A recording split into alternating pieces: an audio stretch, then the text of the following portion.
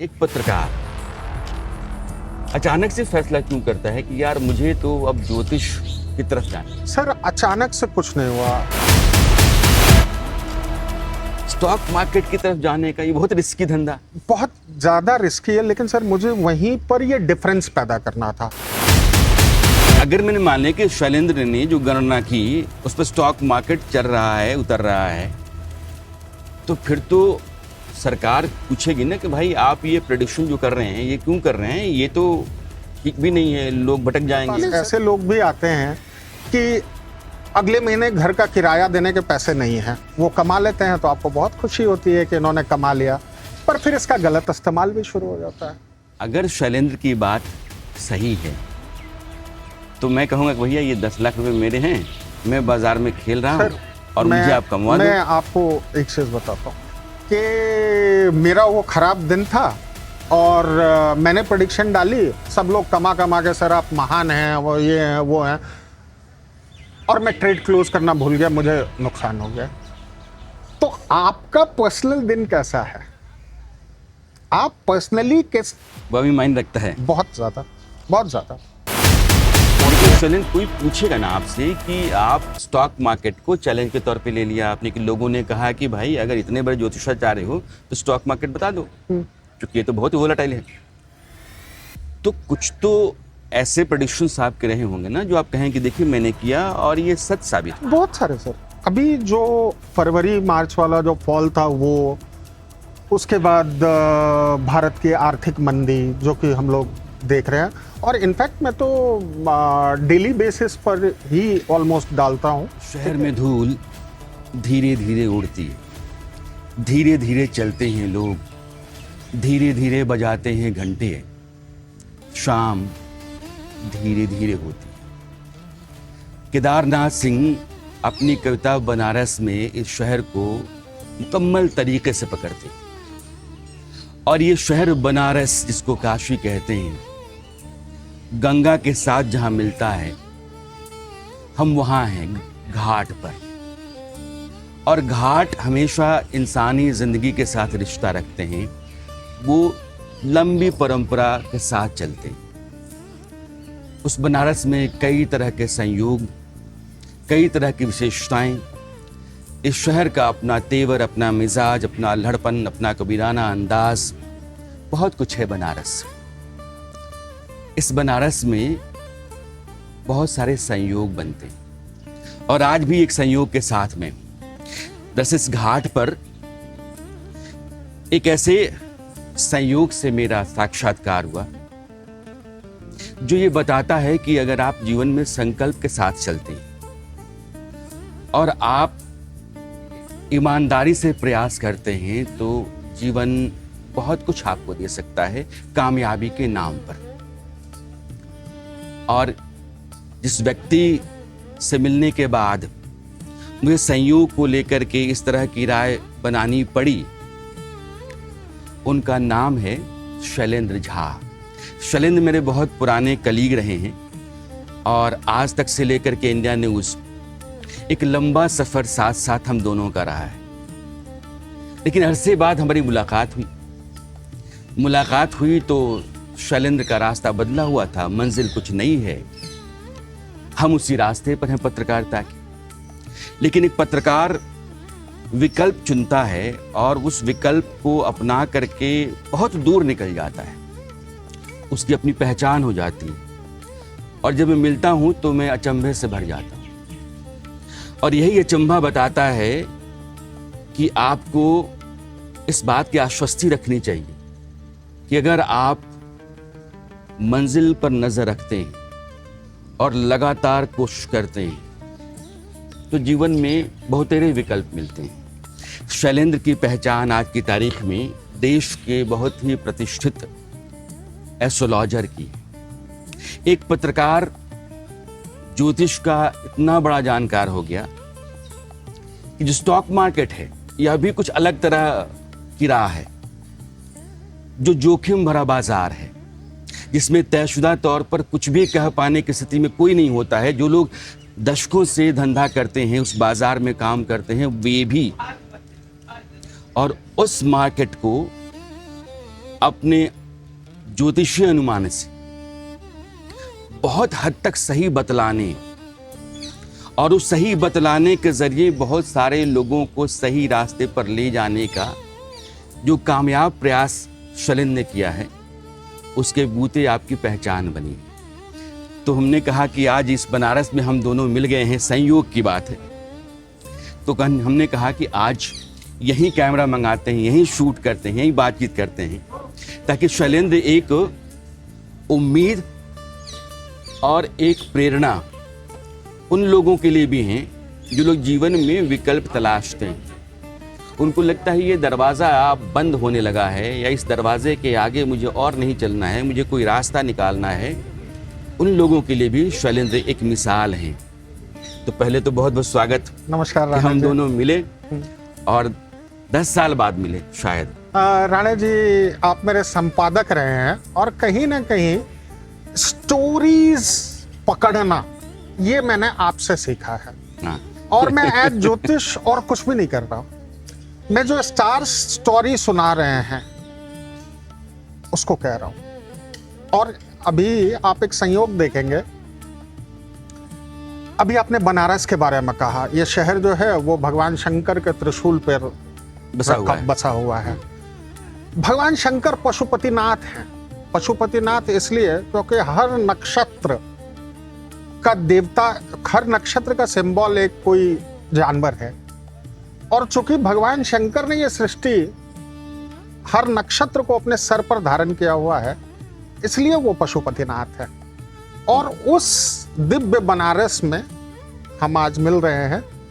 और मेरे लिए बड़े फक्र की बात है कि जो मेरे संपादक हैं वो मेरा इंटरव्यू कर रहे हैं। ये किसी के जीवन में ये कोई माइलस्टोन की तरह होता है। लेकिन होता ये है ना कि कुछ लोग अपने जीवन में ऐसे पड़ाव हासिल कर लेते हैं कि लगता है यार इनसे बात करना बहुत ज़रूरी है। और मेरे लिए ये बहुत फ़ख्र की बात है कि मैं शैलेंद्र, मेरे रिपोर्टर शैलेंद्र, मेरे प्रोड्यूसर शैलेंद्र, जिनको लेकर के मैं कई बार डांटता डपटता रहता था, और तब वो पतली कद काठी का शैलेंद्र, आज भरा पूरा शैलेंद्र, और बहुत तरह से भरा पूरा। मेरा पहला सवाल ये है कि एक पत्रकार अचानक से फैसला क्यों करता है कि यार मुझे तो अब ज्योतिष की तरफ जाना है? सर, अचानक से कुछ नहीं हुआ। एक्चुअली क्या था कि मेरे जो ग्रैंडफादर थे वो ज्योतिष में गोल्ड मेडलिस्ट थे और बहुत बड़े ज्योतिषाचार्य। तो एक तो कुछ संस्कार आप कहें, और दूसरा आपको याद होगा कि हमारे चैनल में एक लड़की थी, उसका हस्बैंड विदेश चला गया था और 2 साल से कोई खबर नहीं थी। आप ऑफ कैमरा मैं आपको उसका नाम बता दूंगा। तो वो लड़की जब बहुत ज्यादा परेशान थी तो मैंने कहा कि लाओ तुम्हारी कुंडली देखता हूं। तो मैंने देखा और ये पीरियड बताया कि इस पीरियड में तुम्हारे हस्बैंड से तुम्हारा कांटेक्ट हो जाएगा। वो पीरियड 2-4 दिन के बाद ही था। तो वो कांटेक्ट हो गया, वो लड़की वापस विदेश चली गई, और इसमें चैनल के अंदर में ही मेरी बहुत ज्यादा प्रसिद्धि हो गई। तो मैं अब स्टोरीज क्या करूं, जर्नलिज्म क्या करूं। ये तब मुझे आज तक में भी इस बात का अंदाजा था कि शैलेंद्र ज्योतिष जानते हैं। तो मैं वहां पर फिर दूसरा खेल शुरू हो गया चैनल के अंदर में। लोग आए, मैं पूरे दिन लोगों की कुंडली देखता रहूं। तो मैंने बोला कि अब इसको बंद करना ठीक है, और मैंने उसी दिन रिजाइन करके मैं निकल गया। स्टॉक मार्केट, लोग कहते हैं ना कि ज्योतिष अगर करना ही है और कुंडली बाँचनी है तो अंबानी की बाँचेंगे, अडानी की बाँचेंगे। बहुतेरे लोग हैं जिन्होंने दुकान खोल रखी है, दिन भर उनके पास बहुत सारे लोग आते हैं। स्टॉक मार्केट की तरफ जाने का ये बहुत रिस्की धंधा, बहुत ज़्यादा रिस्की है। लेकिन सर मुझे वहीं पर ये डिफरेंस पैदा करना था। मसलन कि आपको मैं बोल दूं कि 5 साल के बाद आपकी नौकरी है और 7 साल के बाद आपकी शादी है और 10 साल के बाद आपको घर हो जाएगा, 20 साल के बाद आप गाड़ी खरीद लेंगे। ना मैं 5 साल के बाद अवेलेबल रहूँगा, ना आप अवेलेबल रहेंगे। मैंने पैसे अपने कमाए, आप चले गए खुश होकर के। यदि ज्योतिष है तो अगले 5 मिनट में मार्केट में क्या होना है वो आप बताइए। अगले 5 मिनट में, मैं ये नहीं कह रहा ये पॉसिबल नहीं है कि हर दिन आप एग्जैक्ट बता दें कि आज 200 पॉइंट चढ़ेगा या गिरेगा, लेकिन आप डायरेक्शन अगले 5 मिनट में क्या रहेगी या कल क्या रहेगी यदि प्लैनेट हैं तो इतनी माइन्यूट चीज पर काम करना चाहिए। और इसका रीजन मैं आपको एक चीज बता रहा हूं। मैंने भारत की मंदी से संबंधित कोई प्रेडिक्शन जो है, जिस दिन ऑपरेशन सिंदूर खत्म हुआ उस दिन मैंने ट्विटर पर डाला कि हम बहुत बेतहाशा मंदी में जाने वाले हैं। 2025 की बात है, जून वगैरह के, शायद उसी समय ऑपरेशन सिंदूर, मुझे ठीक से तारीख याद नहीं है। मई में। तो एक प्रेडिक्शन तो मैंने ये की थी कि ये वार की आयु जो है वो 3 दिन है और तीसरे दिन सीज फायर हो गया। वो किस तरह हुआ वो हम जानते हैं, उस पर तमाम विवाद हुए। और जब ये सीज फायर हो गया उसके बाद मैंने प्रेडिक्शन की कि हम बेतहाशा मंदी में जाने वाले हैं, आप अपने पैसे बचाना शुरू कर दें। तो ये प्रेडिक्शन डालने के बाद आप जानते हैं ट्विटर पर पूरा वो ट्रोल्स का माहौल है कि इतना बड़ा ज्ञानी है तो कल क्या होगा स्टॉक मार्केट में, ये बता। जो लोगों की आमतौर पर जो आदत होती है। तो फिर मुझे लगा कि नहीं, ये तो चैलेंज है, या तो मैं ज्योतिष छोड़ दूं, और यदि ज्योतिष है तो फिर मुझे उसमें टाइम लगा, 2-3 महीने 4 महीने मुझे टाइम लगा उस चीज को ये करने समझने में, उस चीज को समझने में। लेकिन इवेंचुअली मैंने कर लिया। अब आप एक चीज देखेंगे कि मार्च में जो क्रैश आया वर्ल्ड ओवर, तो बहुत अच्छी अच्छी खबरें थी। यूएस सुप्रीम कोर्ट ने उस दिन कहा था कि टैरिफ इलीगल है। लोग एक्सपेक्ट कर रहे थे कि मार्केट में बेतहाशा बूम आएगा, और इधर सुप्रीम कोर्ट ने कहा कि मार्केट में टैरिफ इलीगल है, और उधर मैं डाल रहा हूं कि आपको फंसाने की तैयारी है। कम से कम मार्केट 4000 पॉइंट गिरने वाला है, और अगले 2-4 दिन के बाद मार्केट 4000 पॉइंट गिर गया। ये सवाल मेरा है, ज्योतिष को वैसे भी लोग कहते हैं कि ये कुछ बाबागिरी समझते हैं, हाँ, बाबागिरी मानते हैं, पोंगापंथी। अगर मैंने मान लिया कि शैलेंद्र ने जो गणना की उस पर स्टॉक मार्केट चल रहा है, उतर रहा है, तो फिर तो सरकार पूछेगी ना कि भाई आप ये प्रेडिक्शन जो कर रहे हैं ये क्यों कर रहे हैं, ये तो ठीक भी नहीं है, लोग भटक जाएंगे। नहीं सर, मुझे इसकी, जब मैंने शुरुआत में प्रेडिक्शन की और वो सही होने लगी और उसका थोड़ा गलत इस्तेमाल भी हुआ। आप बहुत तरह के लोग होते हैं जो कि आप किसी एक पर्पस से करते हैं। मतलब मेरे पास ऐसे लोग भी आते हैं कि अगले महीने घर का किराया देने के पैसे नहीं हैं, वो कमा लेते हैं, तो आपको बहुत खुशी होती है कि इन्होंने कमा लिया, पर फिर इसका गलत इस्तेमाल भी शुरू हो जाता है। तो गलत इस्तेमाल जब शुरू हो जाता है तो फिर मुझे उस पर अंकुश लगाना पड़ा। मुझे इसको ये समझने में मुझे टाइम लगा। बहुत इंटरेस्टिंग है, क्योंकि ये मतलब सीधा है, कल का तो फैसला है ही नहीं भैया, आज मार्केट है, मार्केट जा रहा है या गिर रहा है, ये बताना है। क्या वाकई इतना बता पाना संभव है? सर, एस्ट्रोलॉजर्स वही फेल होते हैं जो खुद को मठाधीश समझने लगते हैं, जिनको लगता है कि मैं तो आज प्रेडिक्शन करके छोड़ूंगा। वरना जो हॉरोस्कोप है वो उस माँ की तरह है जो आपसे मदर टंग में हॉरोस्कोप बात करती है, बहुत धीरे धीरे। जब अपने रात में आप खाना खाने के बाद अपनी माँ के पास जाते हैं बात करने के लिए, तो किस तरह पुराने किस्से कहानियां वो धीरे धीरे भोजपुरी या मैथिली में आपको सुनाते रहती है। हॉरोस्कोप वही काम करता है। आप उससे पूछो कि यार मुझे तो पता नहीं है आज मार्केट में क्या होने वाला है, तुम बताओ, तो बता देगी कि ये देख नहीं रहे हो, बृहस्पति यहाँ बैठा हुआ है और यहाँ से लग्न को देख रहा है, इस घंटे में मार्केट बढ़ जाएगा। आप पूछो कि लेकिन फिर तो सैटर्न भी देख रहा है लग्न को, वो खुद बताएगी कुंडली, वो कहेगी कि सैटर्न देख रहा है तो पहले बृहस्पति बढ़ाएंगे फिर सैटर्न गिरा देंगे। कुछ भी सर, हम जो भी जीवन में कर रहे हैं वो कुछ भी रैंडम नहीं है। अभी आपको एक उदाहरण मैं देता हूं। ऋषि ने कहा, जो चूंकि आप ज्योतिष नहीं जानते हैं, आप पत्रकारिता के बैकग्राउंड से हैं, आप एक टिपिकल मंगल डोमिनेटेड आदमी हैं, टिपिकल मंगल डोमिनेटेड आदमी हैं, और आपकी चूंकि मैंने कुंडली देखी हुई है तो मैं इस बात को यूं भी कह सकता हूं। लेकिन यदि नहीं भी देखी रहती कुंडली तो आपको देख के कहता कि मंगल डोमिनेटेड आदमी है। ये कैसे पता चलेगा? उसके कुछ फेशियल फीचर्स होते हैं, शॉर्ट हाइट, गठीला बदन, ठीक है, और मंगल को यूथ का कारक बना वो ये हुआ है। तो जैसे हम लोग ऑफिस में मजाक भी करते थे कि राणा सर की त्वचा से उम्र का पता नहीं चलता, तो एकदम टिपिकल वो था। आप मंगल डोमिनेटेड आदमी हैं और मेरी मंगल की महादशा 1 महीने पहले शुरू हुई है। मंगल मेरा 6th लॉर्ड है। 6th हाउस जो होता है पेंडिंग कर्मा होता है, मेरा आपके साथ पेंडिंग कर्मा था कि हमें यहाँ मिलना था। और यानी कि लोगों का मिलना भी एवरीथिंग सर, संयोग नहीं है बल्कि तय है। एवरीथिंग। अभी जैसे ही आपने बोलना शुरू किया, हाँ, ठीक है, जैसे ही आपने बोलना शुरू किया और आपने वो केदारनाथ सिंह की कविता बनारस से शुरू किया, तो मैं समझ गया कि आज बुद्ध का प्रभाव बहुत ज़्यादा होने वाला है। आप मुझे आज बहुत सारी कैलकुलेशंस करके कहने वाले हैं कि इस पे क्या होगा, इस पे क्या होगा, इस पे लेकिन क्या शैलेंद्र, मैं वहीं आना चाहता हूँ। स्टॉक मार्केट में तो बेतहाशा लोगों ने पैसा लगा रखा है, सैकड़ों लाखों करोड़ों लोग हैं।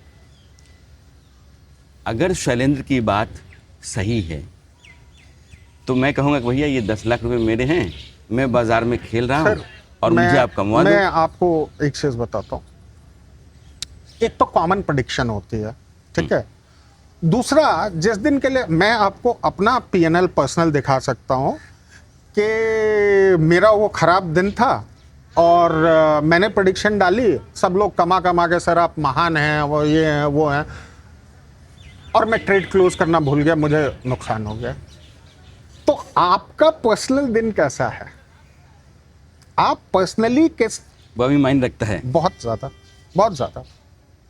जैसे मैं फाइनेंशियल एस्ट्रोलॉजी पढ़ाता हूँ, ठीक है, how to predict markets with Vedic astrology, ये मैं पढ़ाता हूँ। तो मैं साफ साफ वो दिन बताए हुए हैं कि इस दिनों में इस आदमी को नहीं करना चाहिए वो स्टॉक मार्केट। उस दिन उसके वो लाभ, आप समझिए कि चंद्रमा यदि आपके 6th लॉर्ड के नक्षत्र से गुजर रहे हैं और आपको उस दिन कोई इनकम हो गई, तो कोई सवाल ही नहीं है कि वो पैसा आपका हॉस्पिटल के मद में ना जाए। अच्छा, सवाल ही नहीं है कि ना जाए।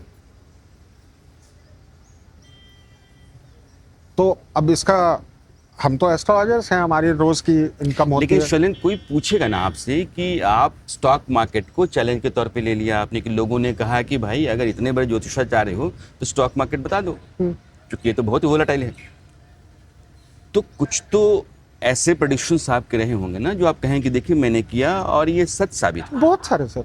अभी जो फरवरी मार्च वाला जो फॉल था वो, उसके बाद भारत की आर्थिक मंदी जो कि हम लोग देख रहे हैं, और इनफैक्ट मैं तो डेली बेसिस पर ही ऑलमोस्ट डालता हूँ, ठीक है।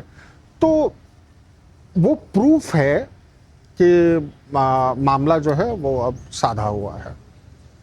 तो स्टॉक मार्केट में जितने लोग काम करते हैं बहुत ज़्यादा तो बहुत तेरे संपर्क में आ गए होंगे। बहुत ज़्यादा, बहुत ज़्यादा। लेकिन मैंने कई दफ़ा महसूस किया है कि जो चीज़ मुझे साबित करनी थी कि, आप देखिए एक चीज़ होती है, आप कह रहे हैं कि सनातन का नाम बढ़ाना है, ये बढ़ाना वो बढ़ाना है, तो सनातन का नाम किसी को पीटने से नहीं बढ़ेगा।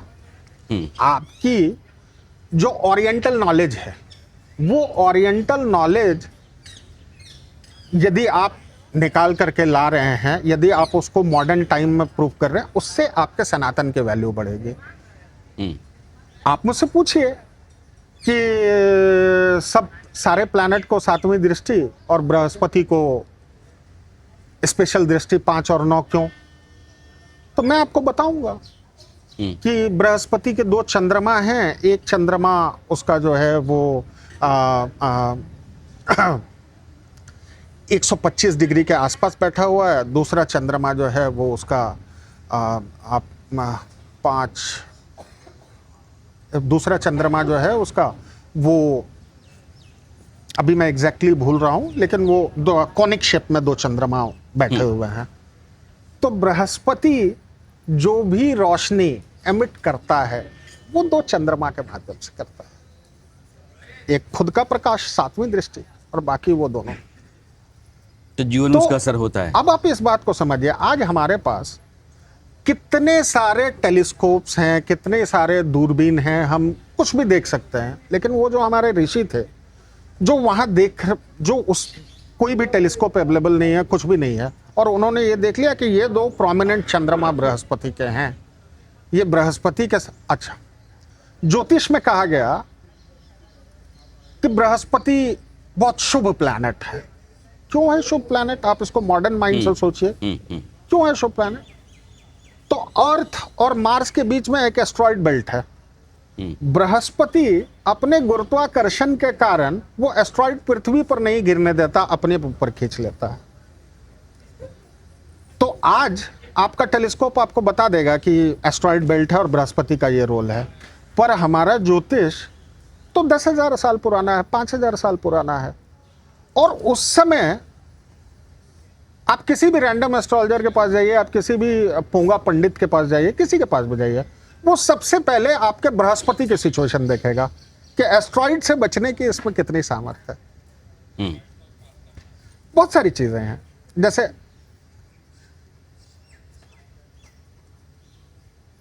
अब बृहस्पति जो है वो एस्ट्रॉइड खींच लेता है, तो धरती को तो बचा लिया, लेकिन वो एस्ट्रॉइड खुद तो उस पर गिरते हैं, वो एस्ट्रॉइड उसको झेलने पड़ता है। तो जहां बृहस्पति बैठेगा वो आपके जिंदगी का दर्द होगा।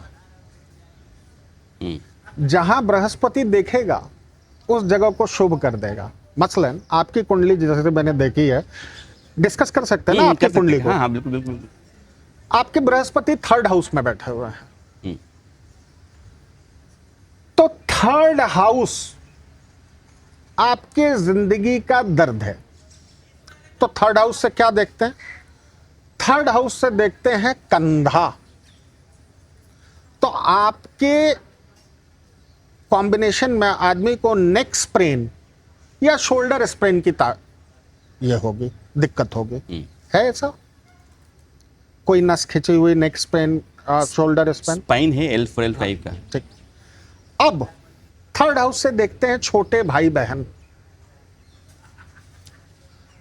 तो ऐसे आदमी के जीवन का बड़ा हिस्सा निकल जाएगा भाई बहनों को सेटल कराने में, उनकी खुशी, वो मुझे लगता है उनकी खुशी इंश्योर करने में। तो मुझे लगता है कि अभी आपकी बृहस्पति की महादशा 2-2.5 साल पहले शुरू हुई है। 2-2.5 साल पहले आपके सब सारे भाई बहन पूरी तरह से सेटल हुए होंगे, उसके पहले आप उनके साथ जूझ रहे होंगे।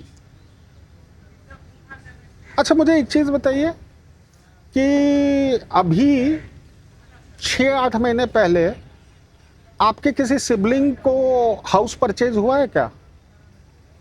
हुआ है। हाँ, वो टाइम चल रहा है, बृहस्पति घर दिला अब हुआ है। और वो बहुत दिनों से कोशिश कर रहे होंगे। अब जुपिटर जो है वो न्याय का कारक है। तो आपके जो इमीडिएट छोटे सिबलिंग हैं, इमीडिएट छोटे सिबलिंग है भाई मोस्टली, उनको या तो जज या पुलिस में होना चाहिए। हाँ, दोनों कॉम्बिनेशन जुडिशरी में है, लेकिन पुलिस एकेडमी में पढ़ाता है। गुड, अच्छा भाई। ये तो बड़े फ्रेंड। हाँ, इससे तो बात समझ में आती है। ठीक है। हाँ, लेकिन एक बात मुझे बताओ, जैसे मैं भी कहता हूँ कि ज्योतिष जो है वो अटकल अनुमान है, विज्ञान नहीं। नो सर, इसमें ये विज्ञान है, बहुत ऑब्जर्वेशन का साइंस है। ऑब्जर्वेशन का साइंस मतलब कि लोगों ने, अब समझिए सर, जैसे धरती है ना, आप यदि आर्किमिडीज के प्रिंसिपल का आपने पढ़ा होगा तो उस पर बेयोंसी के बहुत सारे न्यूमेरिकल्स आपने भी बनाए होंगे 9वीं 10वीं में। लेकिन वही फॉर्मूले एरोप्लेन से रिलेटेड यदि न्यूमेरिकल्स आ जाते हैं तो काम कर जाते हैं। कितना डिस्पर्स करना पड़ेगा एयर को, काम कर जाते हैं। तो आर्किमिडीज ने जो प्रिंसिपल दिया बायोंसी का, वो दिया पानी के लिए। लेकिन वो आकाश, ये जो आप अपने ऊपर आकाश देख रहे हैं, ये आकाश नहीं है, ये जमीन है। और जो ग्रह हैं वो बीज हैं। ये ग्रह घूम रहे हैं और वो जमीन पर अपने अपने बीज फैलाते जा रहे हैं, फेंकते छींटते जा रहे हैं, उनके पास अपने पास रखना। तो गेहूं की बीज को गेहूं वाली जमीन मिली कि नहीं? आकाश में बांटा हुआ है, यहाँ गेहूं अच्छा होगा, यहाँ चावल अच्छा होगा, यहाँ शराब अच्छी बनेगी। गेहूं की फसल, गेहूं के बीज यदि शराब वाली जमीन में चले गए तो ऑब्जर्वेशन का साइंस है। अभी जो आपको मैंने कहा कि अगले 3-4 महीने मुझे लगे स्टॉक मार्केट उस चैलेंज के बाद पकड़ने में, तो मैंने क्या किया, 3-4 महीने मैंने मार्केट को ऑब्जर्व किया। अच्छा ये चेंज हुआ है, ये होरा चेंज हुआ है, ये नक्षत्र चेंज हुआ है, तो ये हुआ। 4 महीने में मैंने उसको डिकोड कर लिया। हमने सोचा ये है कि आज शैलेंद्र से बातचीत करते रहेंगे और ये दोपहर है, शाम तक बातचीत चलेगी, तो ये घाट पर थोड़ा थोड़ा नाव पर थोड़ा कहीं और भी, तो जगहें बदलती रहेंगी, हम सब अपने घूमते रहेंगे और ऐसे ही ज़िंदगी ज्योतिष बतियाते रहेंगे। क्योंकि साथ बहुत गुजरा है और अरसे बाद फिर साथ हुआ है, तो बीच में जो फासला रहा वो भी कहानी है और साथ वाली भी कहानी है। लेकिन कहानी जो सबसे बड़ी है कि एक पत्रकार के बहुत बड़े ज्योतिषाचार्य बनने की, और वो ज्योतिषाचार्य जो रोज़ अपना टेस्ट दे रहा है कि भैया ये स्टॉक मार्केट है, ये गिरेगा उठेगा गिरेगा उठेगा, और वो जोखिम भरा है, पानी पर चलने की तरह है। अमूमन उसको संभव माना जाता है, लेकिन जो करता है वो करिश्मा कहते। तो इस तरह का जोखिम भरा काम कामयाबी के साथ कर गुजरना भी अपने आप में बहुत बड़ी बात है भाई। तो हमने कहा कि आज बातचीत करेंगे, चलते हैं थोड़ा और भी आगे, मिलते हैं, बात करते हैं।